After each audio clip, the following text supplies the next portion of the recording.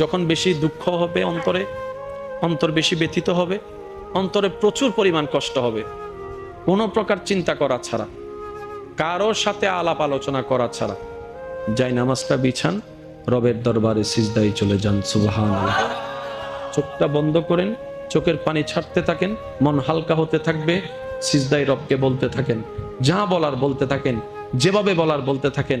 মনে রাখবেন, আপনার সেই মনের বেতার ভাষা হতে পারে আপনার রক্ত বুঝবে না, আপনার ভালোবাসার মানুষ বুঝবে না, আপনার প্রিয় মানুষ বুঝবে না, কিন্তু আপনি যেভাবেই বলেন না কেন, আপনার প্রত্যেকটা শব্দ আপনার রব্বুল আলামিন বুঝবে।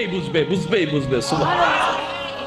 আপনি যখন ওনাকে দুঃখের কথা বলবেন, উনি আপনার দুঃখটাকে হালকা করে দিবে, সেই দুঃখের খবর প্রকাশ করে আপনাকে কখনো বেইজ্জত করবে না। আর আপনি যখন সুখের খবর পেয়ে রবের দরবারে সিজদায় চলে যাবেন, তখন আল্লাহ তাআলা খুশি হয়ে আপনার সুখটাকে আরো বাড়ায় দিবে। লা ইন শাকার